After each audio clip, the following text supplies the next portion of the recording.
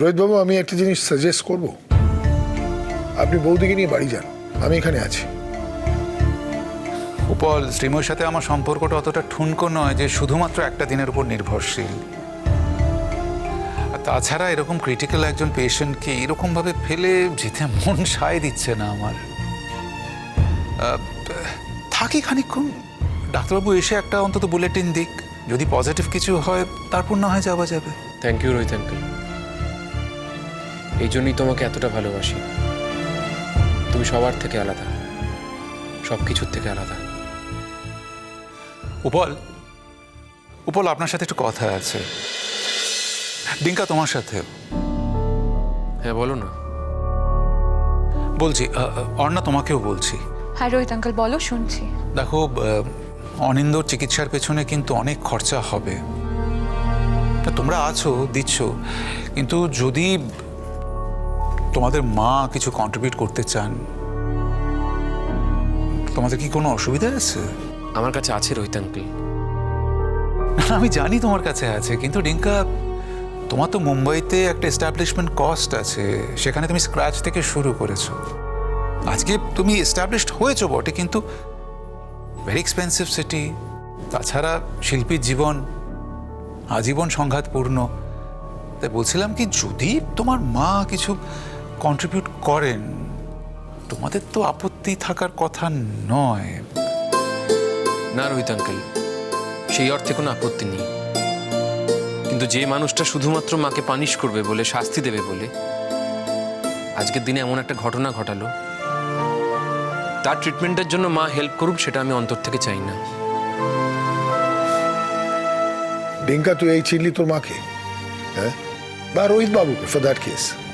রোহিত বাবু বলছেন ঠিকই যে বৌদি টাকাটা দেবে। আসলে আমি তো জানি টাকা দেবে রোহিত বাবু। কি রোহিত বাবু? উপল, কি বলছেন? আজ থেকে কি আমি আর শ্রীময়ী আলাদা? আমাদের তো কমন ব্যাংক অ্যাকাউন্ট, আমার যা শ্রীময়ীরও তাই। রোহিত আঙ্কেল, মানে তোমার ট্রিটমেন্টের জন্য তো এখন অনেক টাকা খরচা হচ্ছে, তাই বলছিলাম। অর্ণা, দেখো, আজীবন না আমি আর কোনো কাজ করিনি, ওই টাকাটাই রোজগার করে গেছি। তাছাড়া এমনিতে আমার খুব একটা বেশি খরচ হয় না, আর সংসার তো ছিল না, আর পেছনে আর কিসের পেছনে খরচা করব। মন দিয়ে টাকাটাই রোজগার করে গেছি।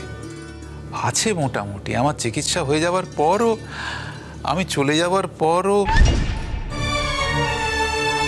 মানে স্ট্রিমের কোনো অসুবিধা হবে না। অন্তত এইসব চিকিৎসার জন্য কিছু কন্ট্রিবিউট করা আমার মনে হয় না ওর পক্ষে কোনো অসুবিধা সৃষ্টি করবে। তুমি থামবে? আবার আজকের দিনে এই কথাগুলো বলছো? দেখো, আমি তো বলতে চাই না, মাঝে মাঝে বলে ফেলি, কারণ কি জানো তো, সত্যটাকে তো অস্বীকার করা যায় না যে যে জিনিসটা আমি ক্যারি করছি, এটা থেকে বেরিয়ে আসাটা অত সহজ নয়। এই অমোঘ সত্যটা কি করে ভুলি বলো? আমি তো সব সময় তোমাকে ভুলিয়ে দিতে চাই, সব সময়, কিন্তু তুমি তুমি কিছুতেই ভুলতে চাও না। সব সময় একই কথা বলো, একই কথা।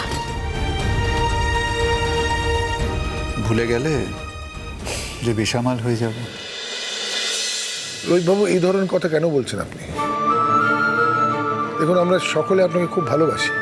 আপনার এই ধরনের কথা হয়তো বৌদি আঘাত পাবে, বেশি আঘাত পাবে, কিন্তু আমরাও আঘাত পাচ্ছি। আমরা চেষ্টা করব, আমরা সকলে মিলে চেষ্টা করব যাতে আপনি সুস্থ হয়ে ওঠেন।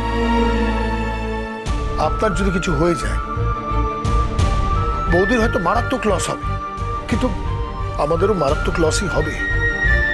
আর অনিন্দবাবুর ব্যাপারে তো আপনি আগেও কন্ট্রিবিউট করেছেন।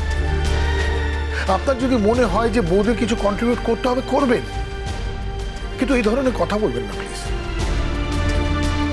বলদা, ও যেটা বলছে ও করবে সেটা, আমার কথা শুনবে না। দেখো, তুমি করো, কিন্তু তুমি করলে না আবার ওই কথার ফাঁদে পড়ে যাবে। কিন্তু মানে দিঠি তো কথা শোনাবেই, তার সাথে তার ঠাকুমাও কথা শোনাবে, আরো কে কে কথা শোনাবে আমি জানি না।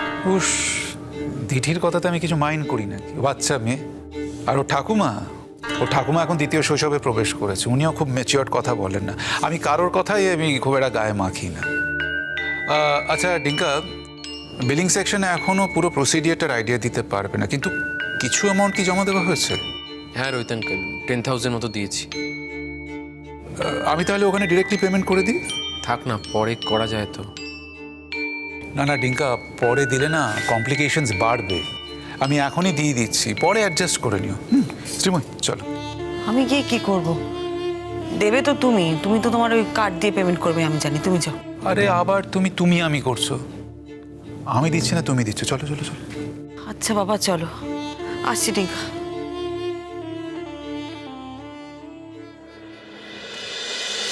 কিরে, কি অবস্থা পাপার?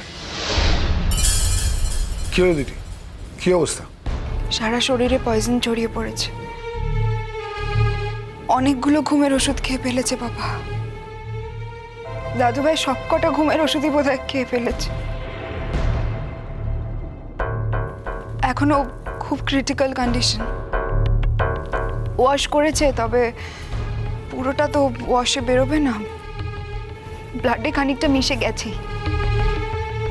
সেন্স এসেছে এখন, খুব ড্রাউজি। তাও ডাক্তাররা এখনই কোনো শিওরিটি দিয়ে কিছু বলতে পারছেন না, আর আমিও কিছু শিওরিটি দিতে পারছি না। তাহলে দেখ ছোটদা ভাই, একজন মানুষ শুধু নিজের শখ, নিজের ইচ্ছে চরিতার্থ করবে বলে আমাদেরকে বাবাহারা করতে চাইছে। আজকে যদি আমার পাপার কিছু হয়ে যায় না, আমি কোনোদিন ওই মহিলাকে ক্ষমা করতে পারবো না। ওই মহিলার মুখের দিকেই তাকিয়ে দেখবো না কোনোদিন। ম্যাডাম, পেশেন্ট অনিন্দ সেনগুপ্ত এইমাত্র অ্যাডমিটেড হয়েছেন, একটু ওনার ডিটেলসটা দেখবেন। এক মিনিট স্যার, আমি একটু ওনার ডিটেলসটা চেক করছি। ইয়েস স্যার, অনিন্দ সেনগুপ্তা। হ্যাঁ দেখুন, ওনার অ্যাকাউন্টে অলরেডি 10,000 টাকা দেওয়া আছে। Yes sir. ওনার ছেলে প্রত্যুষ সেনগুপ্ত দিয়েছেন, আরও 1 লাখ টাকা আপনি কেটে নিন। Sure sir. 1 লাখ? পরে অ্যাডজাস্ট করে নিন। Sir your pin please.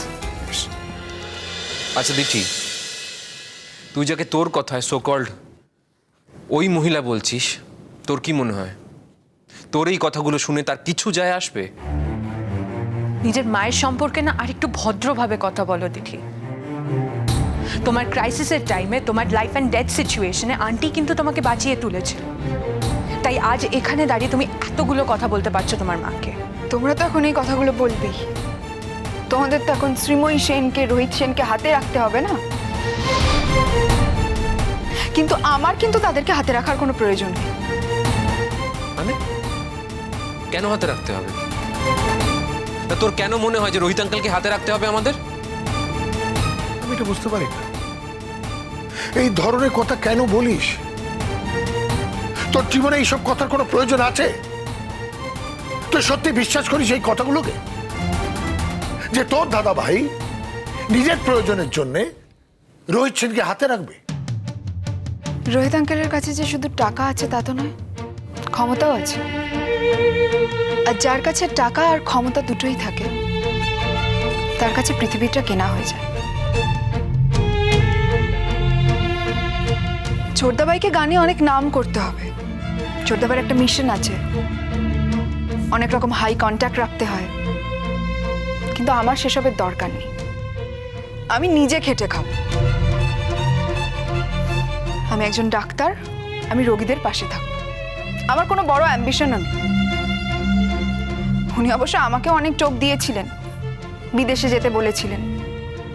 যদি কোনোদিন আমি বিদেশে যাই, তো আমি নিজের জোরে যাব, ওনার জোরে নয়। তুই ভীষণ বেইমান রে। তোর মতন বেইমান মেয়ে আমি আমার জীবনে কোনোদিন দেখিনি। এতটা বেইমান তুই? ঠিক বলেছো পিসেমশাই, মাঝে মাঝে না তোকে বোন বলে পরিচয় দিতে আমার লজ্জা লাগে। দিদি, নিজের মুখের দিকে তাকাতে পারো এই কথাগুলো বলার পর? আমরা সবাই জানি তুমি একদিন রোহিত আঙ্কেলের কাছে নিজেকে সারেন্ডার করেছিলে। আজ সব ভুলে গেছো না? সব ঘুরে গেছে। হ্যাঁ, সে ঘুরে গেছে, ভালো কথা, তুমি তোমার মতন করে থাকো। আর একটা কথা বলছি, প্লিজ আমাদের কানের কাছে এসে না এই ভুলভাল কথাগুলো বলো না তুমি। তুমি তো সবে এসেছ অর্ণাদি, তুমি কি করে বুঝবে আমার আর আমার পাপার রিলেশন? একটা মেয়েকে যখন তার বাবার মৃত্যু দেখতে হয় নিজের চোখের সামনে, আর যখন সে জানে সেই মৃত্যুটার কারণ তার মা, তখন তার মনের মধ্যে কি ঝড় চলে তুমি কি করে বুঝবে? তোর মা দায়ী? কি ভাবছিস? এই কথা বললি আমরা শুনে নিলাম, বিশ্বাস করবো? দিনের পর দিন ওই বাড়িতে কি হয়েছে আমি দেখিনি, তুই আমাকে শেখাবি? কই, তখন তো তুই ছিলি না। আজ যখন তোর বাবা এই নাটকটা করলো, যখন অনিন্দদা এই নাটকটা করলো, তখন তোর মনে হচ্ছে সোসাইটি যদি করতো তো আগে করলো না কেন? এই নাটকটা আজ কেন? আর একই জিনিস ওই পরিস্থিতিতে তোর মা যদি করতো, তোর বাবাকে এইভাবে দায়ী করতে তুই করতে কি?